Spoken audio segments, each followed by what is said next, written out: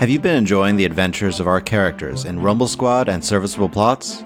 Or getting into the nitty-gritty rules for 5th edition? Support us on Patreon. By contributing as little as $1 a month, you'll get to hear exclusive content and updates before anyone else. Our higher-level patrons get access to DM's notes, outtakes from our episodes, and even a chance to add an item or NPC to a D&D RAW episode. Yes, you can hear our silly, out-of-character shenanigans, and even cause some of your own by influencing the story. Our producer tier patrons listen to our audio before anyone else to give feedback and shape the final episode. We want to give a special thanks to our producer tier patron, Matt Fry, for serving as a producer on this episode. We also want to thank our adventurer tier and above patrons for their support this month. So thank you, Feral Joe, Grimfuse, and a Linux fan. To join this list of outstanding people, go to patreon.com/DnDRaw. By joining our patrons, you enable us to dedicate more time to creating episodes. And if you're not able to support D&D RAW on Patreon, we would love it if you leave us a review on iTunes or wherever you listen to podcasts. Thank you. Before we begin, I just wanted to give thanks to our most recent iTunes reviewer, Mark. Thank you, Mark, so much for the positive review. I'm glad you're enjoying the show so far. We do try to keep things kind of on a balance between being, serious and dramatic, but having some lighthearted bits too, so I'm glad you really do appreciate that balance there. So thank you again, Mark, for your very kind review. We really appreciate all of the support that everyone gives us. But now, on to the show. Next week will be Serviceable Plots, Episode 24. Join us now for Rumble Squad, Episode 23. A Smudge on Your Shield. With me today are the following players. Hi, I'm Chris, and I will be playing Orc Fireforge, the Hill Dwarf Forge Cleric. Hi, I'm Jane, and I will be playing Nissa and Eryn, the Gnome Arcane Trickster Rogue. I'm Nick, and I will be playing Leuven Cromdell, the Half-Elf Alchemist Artificer. Hey, I'm Rachel, and I'm playing Elaine Fox, the Human Barbarian Druid.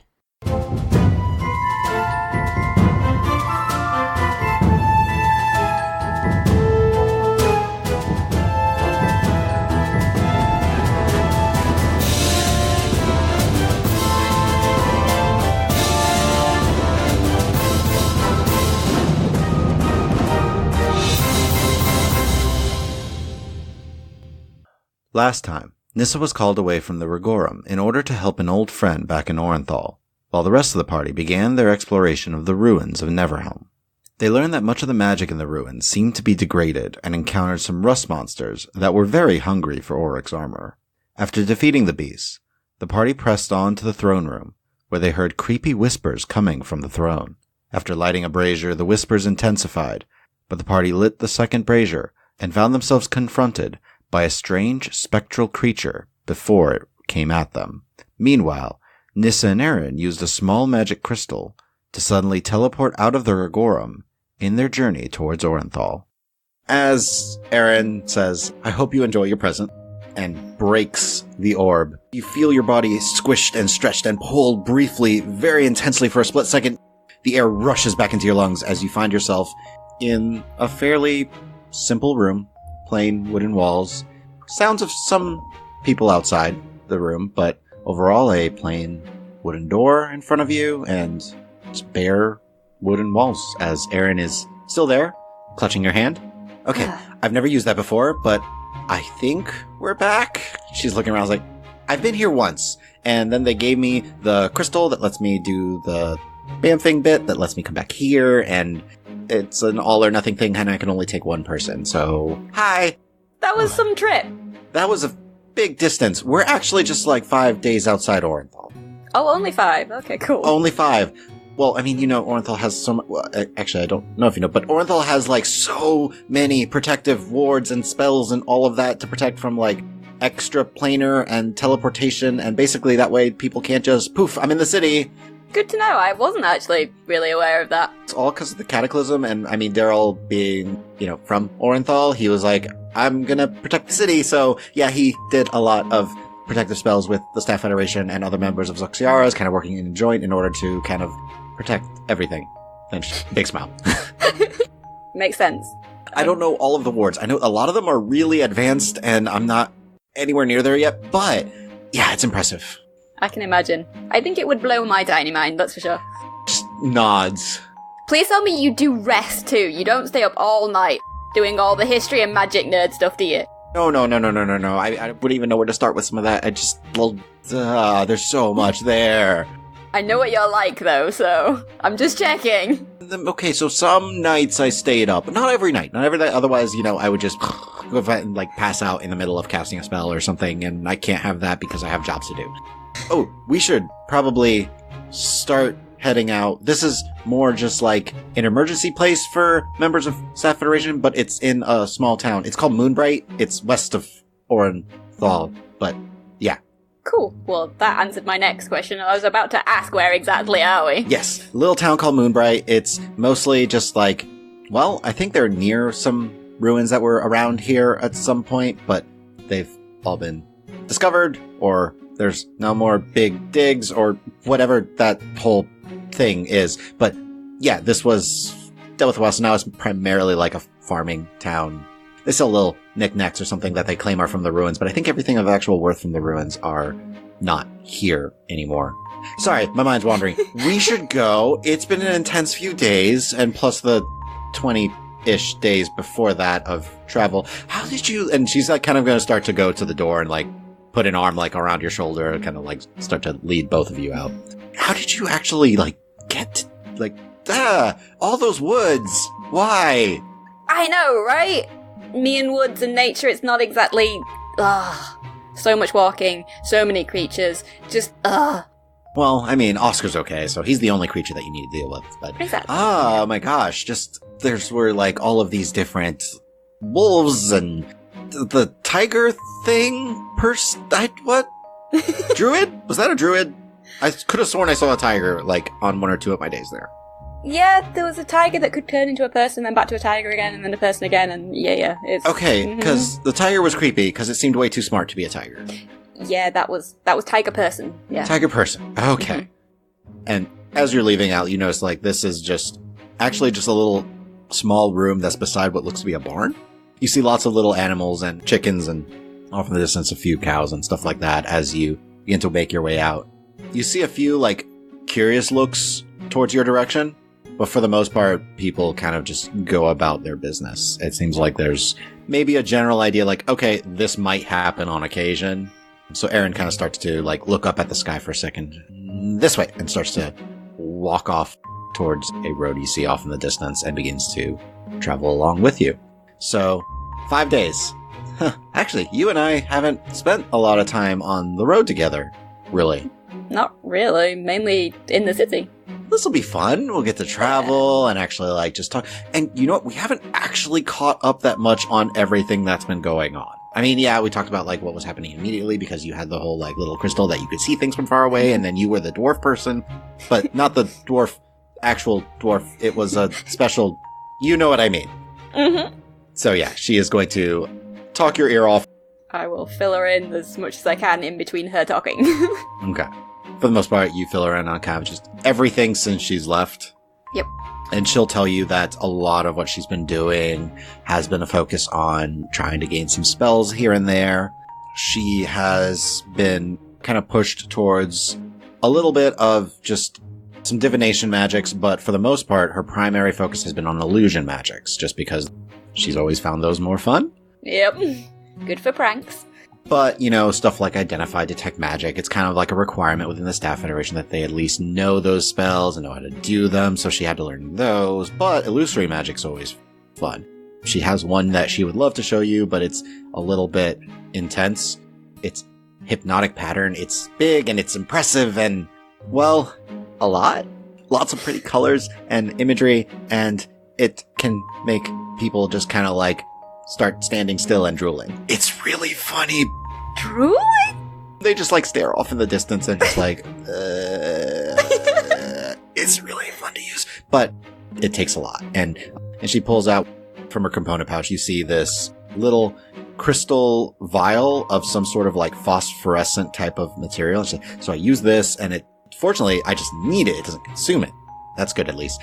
Now with also sending, I can just woo, and I get the message across, and it's actually really a lot of fun. But I can just use, and she pulls out this little copper wire. I can just use this, which is the same as my short-range message spell that we used to use when we used to need to communicate quietly to each other.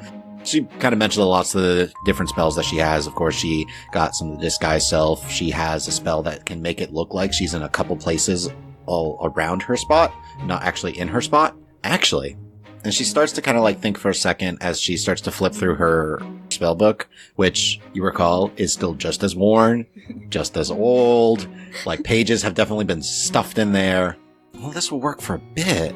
So I can make our journey a little bit easier. Not today. It'll have to be tomorrow. No, I can do it today if you're willing to wait for like 11, 12 minutes. Sure, but how are you making the journey easier? She puts the book down and has a bunch of pages out and just, this would be cool. This was a new spell I got to learn. Well, right before I did the sending spell, they wanted to make sure in case we needed to move like longer distances. But anyways, and she starts to focus and begins an incantation. I'm just gonna keep an eye out while she's doing it, just make sure no one's approaching us or anything like that. But I'm also kind of keeping an eye on her and watching her do it at the same time, see what she's doing. Okay. So you see a few people kind of just like stop and look over in your direction confused because you guys were walking and then suddenly stopped in the middle of the road. She's praying, don't mind her, it's just fine. Okay. They wander off. And after this, releases a spell, and as she does, mist begins to swirl in a spot about 10 feet from you. As it forms and coalesces, you see slowly appearing hooves, 4 legs, and then the body of a horse. Whoa. And you're looking at it, and it looks like a horse. It's equipped to be a riding horse, but there's, like, almost this semi-translucency to it. What happens if I try and touch it? Like, is there something actually there? So you go and touch it, and there is resistance to it, but not as if it's fully physical. So I did it so that we can ride this for 1 hour, and we'll go a lot faster. Yes! Let's do it! All right. That's really cool. She hops up and offers a hand and helps to pick you up and up onto the horse, and you begin to make your way along. Nice. Along this 5 days of travel, is there anything specific you would like to talk to Eryn about? I'd just fully fill her in, like, on everything that did happen out there, and I'd probably, if we hadn't already had this conversation, then I would probably confess to her about Bye and fill her in on that. Okay, I'll be honest with you. If it were me, I'd do the same thing. Really? I'm a super powerful entity, as long as basically I was really focused on, like, what are the specifics of this deal? Also, who is this Vashti person? I mentioned before, if she wanted to warn people about the whole her name thing, then she should have just said, like, oh, super powerful Fae lady is there and might do something. Yeah, right. I'm kind of getting really tired of people telling us, like, just tiny little bits of things, and then there's this huge story that they don't tell. I definitely won't do that. Good. I don't have any big secrets. I mean, there's this staff federation. I'm just a part of it. I'm a little member. You're just a part of it. Come on. I'm a little member. Look at you talking to. No comment. I may be little in size. My attitude is really big, though, so watch yourself. Hey, we've known each other for years. I know how big your attitude can get. Good, just you remember that. Yeah, I'm just a watcher for the staff federation. That's just my ranking. So, for now, you're gonna work your way up there. I know you will. You're gonna run that place one day. Come on. be the leader of Daryl's mages. Why not? Come on, think big. Maybe one day. Well, have you reported any? I mean, I figured you reported a bit while you were in Essenthias, but have you told them anything? Some. I need to go report in, though. Yeah. I know the debrief and then figuring out what the next job is that Lyle gave the Staff Federation. What kind of job would Lyle have? Lyle doesn't usually involve himself with people like the Staff Federation, so it's got me really curious. It must be a joint venture or something. Yeah. Whatever it is, they're gonna want to talk to me for a bit. I mean, we'll have a couple of days at least in Orinthal, so... Cool. I will be able to hang out with you the whole time, but at least, we'll have some time. Yay! Before we need to venture off on the next job, because I could use the help. Well, you've got it. You know that. You know you can call on me anytime. So we're going to jump back over to Auric, Elaine, and Leuven, as you guys just see this humanoid smoky figure rise up out of the throne and come towards you. Elaine, you were ready for this. You were set to go knowing something was coming. And you see this wispy humanoid form kind of rise up. Its attention focused on the two figures, Auric and Damine, who are closest to the throne. Okay, so I'm going to drop the torch about 20 feet to get back over to where it's at. Stepping up in front of Damine. Just primal savagery attacking. So a 23 to hit. 23 hits. 5 points of acid damage. You run towards the edge of the throne. As you do, your hand goes into claws again and swipe at it, carving through its form. It almost feels like you half pass through, but the acid does take hold. Not as much as you were expecting. Do I still have a bonus action? You do. Rage. Leuven. I'll move forward about 5 feet toward the throne, and that puts me in range to pull out an acid vial and chuck it at this spirit. That is a 12. That is a fail. Okay. What's your damage? 5. It doesn't seem to hurt it as much as it should have. As the acid splashes across his form, the glass does kind of crack against the throne as it splashes across it, and just as its wispy form continues to end in trails and focus on all of you. I am also going to cast Shield of Faith on Elaine. Okay, so Elaine, your AC goes up by 2. Now it's the spirit's turn. This whole time, it's constantly been doing these little whispers. All of a sudden, it just starts speaking faster and louder as it howls into the area. Leuven, Auric, and Damine all take 13 points of psychic damage and are stunned. Elaine, you take 6 and are not stunned. So it's going to float. Do I get an attack of opportunity? You do get an attack of opportunity if you Yeah, I'm wish. taking that. So you draw your scimitar and swing. 21 to hit. 21 hits. What's the damage? 4 points of slashing damage. Nice. So you swing, and it does cut through. Again, not dealing as much as you would expect, but you do deal damage to it. Its form, dissipates a bit as it just tosses off to the side. But you do need to make a concentration check, Leuven. So can you make a con saving throw for me, please? The save was 19. You're still maintaining concentration on the Shield of Faith on Elaine. But Damine is stunned. Auric is stunned. Auric, you are now no longer stunned at the end of your turn. Elaine, it is your turn. As I shimmy on up here, I am going to transform into... Let's go with an axe beak. All right. Leuven, you are stunned. You are now not stunned at the end of your turn. It is going to reach out and try and touch you, Elaine, which it does hit. So it reaches out and slips through the divine shield that was cast before you and seems to its hand passes through you, and a bolt of pain echoes into your mind as you take 18 points of psychic damage. You have 1 more HP as an axe beak before it shifts out. That does bring us to Damine, who is shaking his head in confusion and fired 2 shots at this thing with his longbow. So 2 arrows go out. One passes right by what looked like its shoulder for a second, but seemed to just miss it. The first one, though, carves through its form, and it dissipates in that spot for a moment before reforming. Auric, you are up. I will cast Sacred Flame at him. As you release this radiant energy, he shifts. He seems to disappear from the spot as a blast of light goes and reforms, and it looks like he just barely avoided it. That's all I got. Okay. Elaine, back to the top of the round. 22! 22 hits. 9 points of damage! So you bite into his form and tear away part of this spectral bit. Its arm takes a little bit longer to reform this time. Can I squawk loudly in its face? Sure. Leuven, you are up. I'm shimmying around toward Elaine, trying to stay close so that it doesn't reach out at me. I'm like, drink up, Elaine. Nice. I'm also going to now shimmy back. Back to where you were? Yes. Okay. So you kind of circle around feed Elaine, shimmy back. Yes. And also using now my bonus action, I produce another. Okay. So you produce another healing draught as you are squaring off. It is its turn. Does not get its ability back. It is going to do something else, though. I need Elaine, Leuven, and Damine will have to make a wisdom saving throw. 8. 20. Leuven, you take 10 points of psychic damage, and it's a good thing you moved, because instinctively you suddenly want to strike at the nearest person to you that's not the creature, but there is no one within melee range. Wow. And the same thing goes with Demine. Oh, Leuven, concentration check for me. 16. You maintain concentration.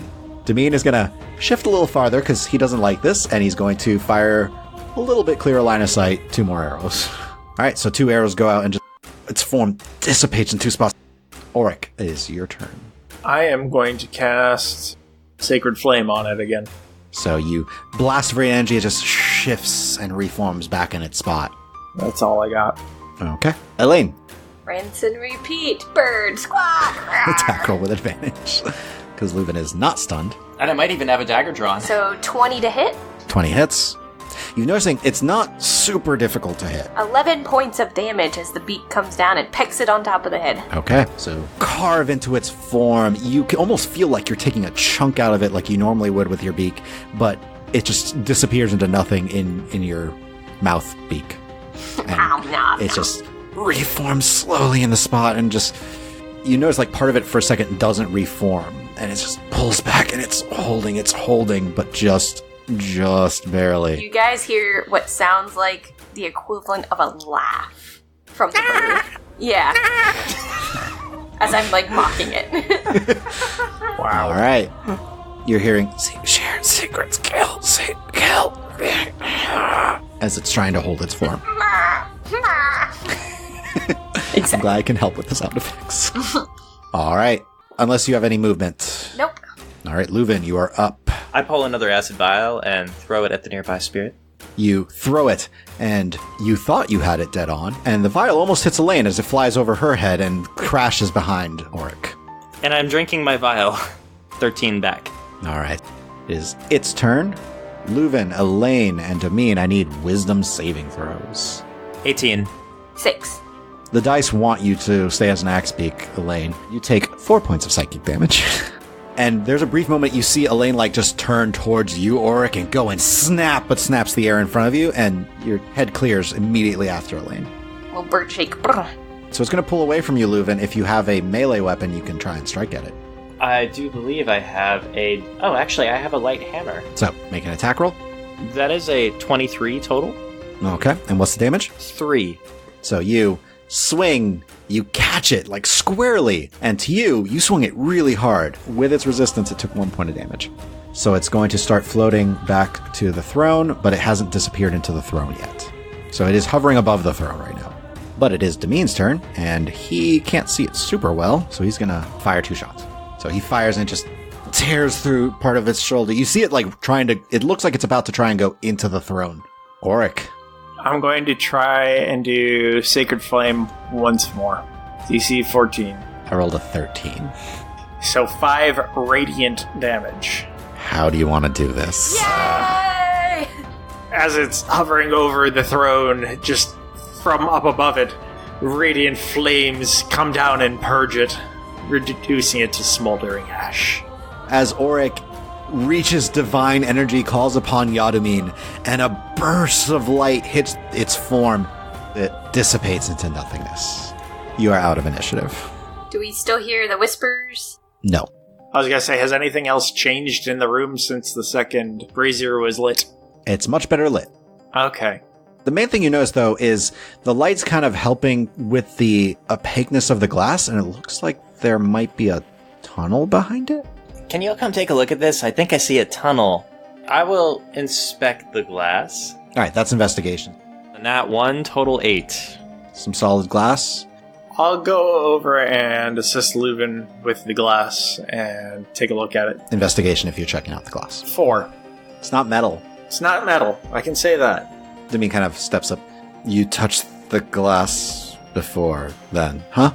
Aye, that's what happened. And then I was transported, but it looks a bit different than I did before. Squawk! Points to the hole in the floor where the key went. Right, you told me a little bit about this. You used a key and then unlocked the whole thing, but, I mean, any points to Leuven? You've already determined, like, a lot of the magic seems to be gone from this place, right? Unfortunately. Well, you said there's, like, a tunnel on the other side of the glass? From what I can tell, it looks like there's one at least. It could be an illusion. I would like to investigate the glass as the bird, though. I mean, it's your intelligence, so yes. 16! Seems like if you pushed on the glass a little bit, you could probably just, nudge it open. I will do that. Takes a little bit of pushing. You hear, this slight clip, and then it slides slightly across the ground at certain points, and beyond is a tunnel. You see proud little bird "Brrr!" Demean has a hand to his face. Okay, down the tunnel. Well, before we do that, do we want to take a moment to gather our breath? That's fine by me. I could use a little bit of a rest. Yeah, we can do that. I will shift back out then. Leuven, would you mind giving me one of them healing drops? Here you go. I could use one, if you don't mind. Okay, this is the last one we can use for a while, but hope it helps. Appreciate it. So does Leuven need more healing? Demean puts a hand on your arm. Auric is like, don't worry, I have a few spells. And he goes over to you, Leuven, and you see him cast Cure Wounds. You heal by 8 hit points. Thank you, Domain. I don't have many spells, but I do have a few at least. Do we want to wait an hour, or do we want to try our luck? Time could be of the essence here. If we're all pretty patched up, I say we go. Yeah, I'm pretty patched up. I'm good to go. Very well. All right. I will pick back up the torch, relight it. You guys still want me in front? Even though we don't know where we're going now? You seem excited. Far be it from me to rain on your parade. Hey, I would like it to be noticed that I successfully figured out how to open the glass window. You also figured out how to light the braziers. I did good. I lit them. So good. I've already started walking through, Tony. Demean will start behind you. There's actually enough space that you guys, it's not a tight squeeze here. This is one of the few tunnels that isn't super tight. Also, Auric, due to your stone cutting, this looks carved, not burrowed. So this was probably part of the building, not something caused. It looks intentional. Got it. You guys begin to proceed down the tunnel and continue on. As you continue to move, it takes you guys a while. You're traveling through this tunnel for several hundred feet. Eventually, you notice ahead, the tunnel seems to open up into what looks like partially destroyed structures on either side, but this could have once been a marketplace of some sort. It looks mostly like it's fallen into disrepair. And looking around, you see few skeletal forms kind of on the ground here and there, just scattered, any sort of clothing long since decayed. But just an air of uncomfortable silence fills what seems like should have very much been a very busy street at one point in the past that's just utterly silent. Most of the buildings half destroyed. You see a couple of branching roads off to your south and some to your north, and that veer off to the west. So, any idea which way we should go? I peered down the branches to kind of see if I hear any, noises coming from... Roll perception. 24. 7. 11. Leuven, you don't hear anything. It's real quiet. Auric, you think you see some smudge on your shield? This must be taken care of. Elaine, you do hear something. You hear motion and movement coming to the northwest of you. It sounds like it's coming down one of the paths that way. Something moving about, but you do hear voices as well. Not whispers, but the occasional okay, back inside. Hold them off. And you hear a click of what sounds like a crossbow being fired and something breaking and scattering. So I would motion in the direction of the northwest and say there's definitely a number of creatures that way. Something's happening. I don't know if we approach, if they're on our side, if they're on the other side. What do you guys think? Thoughts? From what you're saying, someone might be in trouble. Yeah, but that someone could be hobgoblins. Do you know hobgoblins to speak common? I don't know. I don't know many hobgoblins. I think, yes, somebody might be in trouble. We should definitely get close enough to check, and then I don't want to jump into a fight that we don't need to. I can't look the other way if somebody's in danger either. What if that somebody is something that we don't want to be friends with? Well, then I might turn the other way, but... But for now, let's maybe move in that direction at least. So we'll scuttle up to the northwest. Okay. You begin to make your way towards the northwest, and as you are heading in that direction, the rest of you begin to hear it a bit more clearly. It sounds like some sort of scuffle or fight is happening. You notice these crisscrossing streets and stairs that lead up and down towards different homes and a couple of different walkways. Walking through, you start to round a corner, And as you do, you notice about half a dozen skeletons going up to what looks like a former home. This door's like half destroyed and they're like whacking at it. You see a couple of the skeletons in the back firing a few arrows towards the door and towards these two open frames where windows once held. And for a brief moment, you notice a figure kind of pop out of the window and fire a crossbow bolt at one of the skeletons and breaks its shoulder as it's like kind of stumbling forward. And it ducks back around as a couple arrows fire out. You notice on the other side a smaller figure that releases a little mote of flame to hit one of the other skeletons, and an arrow from the back slices its shoulders and ducks back down below. And they keep pounding on the door. It looks like the door shifts slightly as if something's on the other side holding it, but pushing it back shut. Can we see the figures that are firing at the skeletons? You can attempt a perception check if you want to see them a bit more clearly. 13. 23. I got a 6. Oric, there's a lot of skeletons. Lots of undead ahead of you. I got this, guys. Leuven, you see kind of one of the figures definitely is in like robes, and you notice a tuft of like white hair and a little bit of a beard, but he ducks back away. The one with the crossbow bolt, you see it's a hand crossbow, and he's wearing armor and seems to have a shield on his other arm, but he like pops out, fires, and pops back away. Elaine, you notice the figure with the crossbow, elven features, kind of onyx black skin, and long white hair of this elven figure kind of pop out as he fires and then pops back in. You notice the figure that seems to be a caster who's popping up, this kind of short spiked bit of white hair and a thin white beard that's slightly pointed at the edge with a small like walking stick or cane that he pushes himself up on to release a spell and then ducks back under. Roll intelligence for me. An unnatural 20. So the little shorter figure, they're called Darrow. They're descendants of dwarves from a long, long time ago. They're similar like Duragar, but they tend to be a little more eclectic and some would say crazy in their nature. The other figure is a drow. You notice there must be a third figure based off of your perception check. You notice this door that keeps getting bashed at and it's breaking, but someone is there kind of holding it because it keeps getting pushed back into place. But as you are watching this, as you realize this, you notice they're fighting to survive right now. Looks like they may need help. I have something I can do that should take care of this if you'll let me. Go on. Can I get within 30 feet of all of the skeletons? As you start to approach, they start to like turn towards you, and you can get within 30 feet of all of them before doing this. Yes. I will get within 30 feet of them all, and then I will do my turn undead. The few of the archers towards the back start to turn to face you, and I'm making a few saves.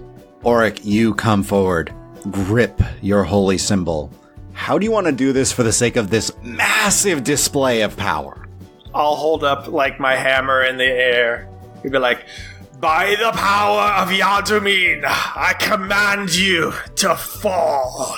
And from his hammer releases a massive light of divine energy, and it just encompasses 30 feet around him. And when the light clears, you see ash and a single skeleton. After that dramatic display, I'm just like, yeah, okay, go away now. And I throw an alchemical acid at it. I failed. 15. So you hurl this alchemical acid as this skeleton turns to face Oric, and it just gets hit across the face with the acid and dissolves into a puddle.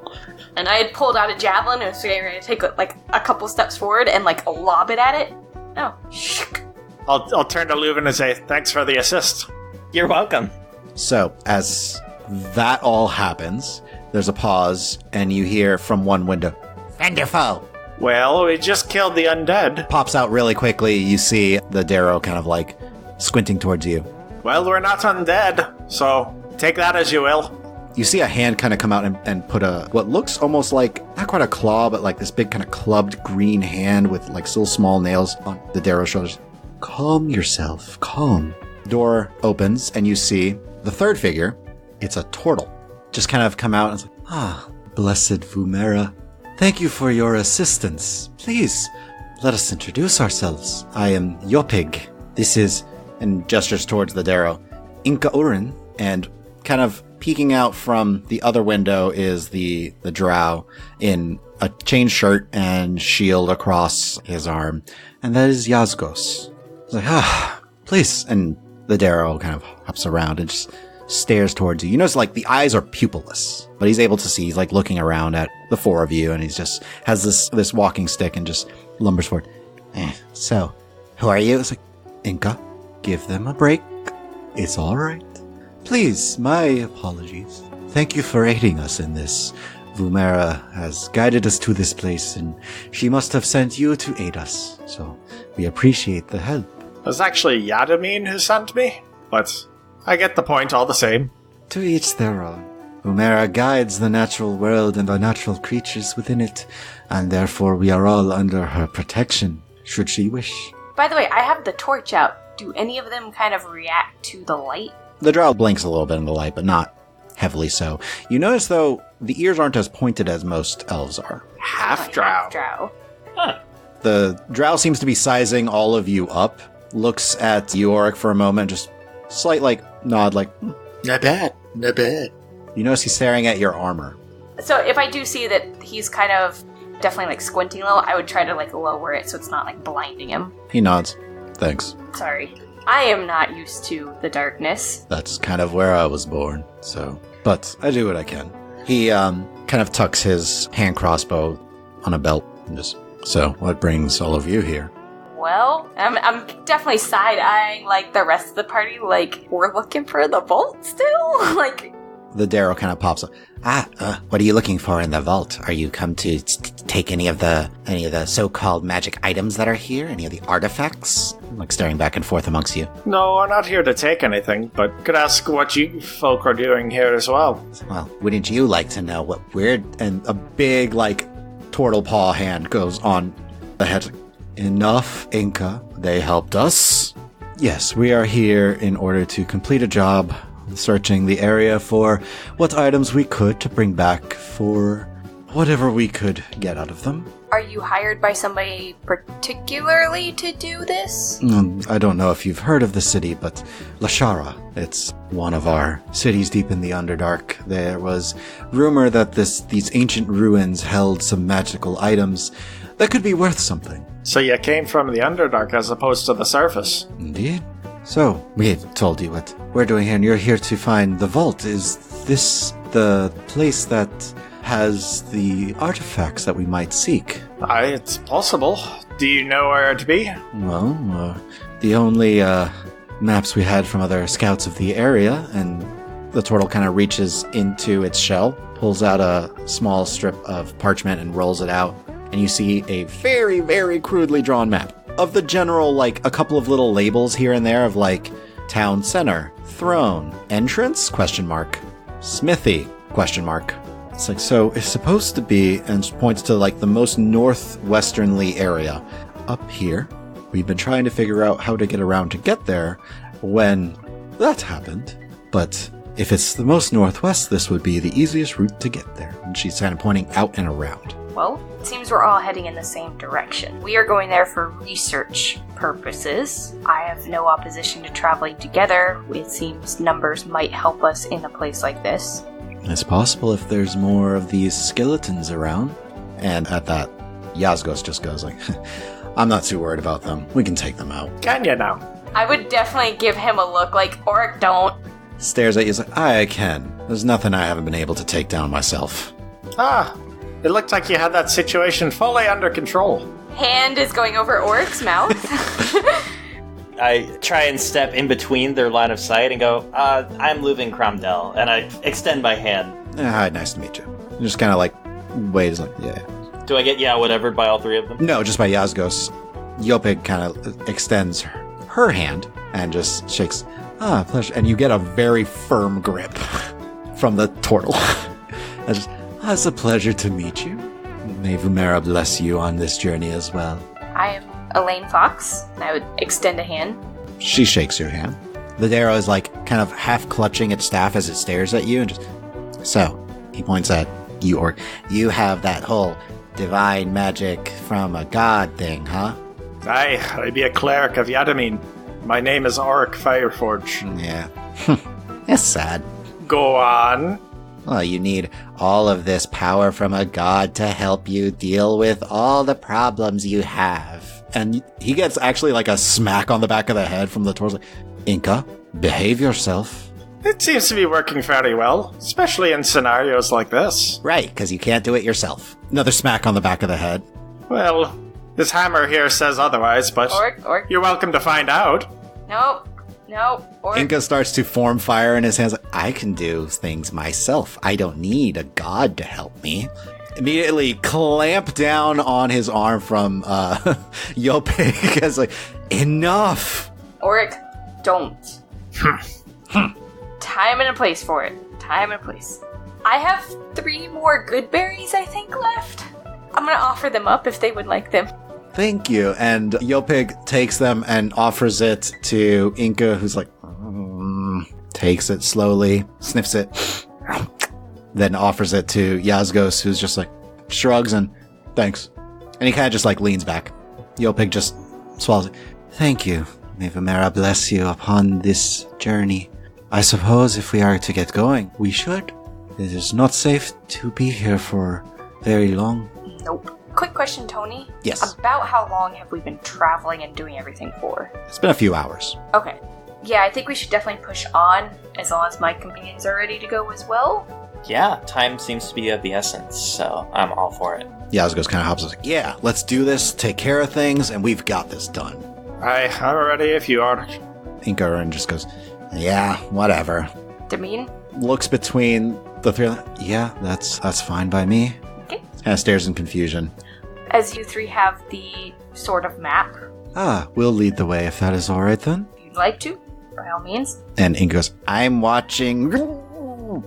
As a big, meaty turtle hand goes over. We're going now. You 3, you've been working together for some time? Aye, for a bit. Yes. Pleasure to meet all of you. I don't know how much you know of Underdark groups and all of that. Do you? I'm gonna shake my head. I'm a seafarer type. Oh, I would have loved to see the sea. I've been on land for quite some time, but I felt the sea call to me. It does that.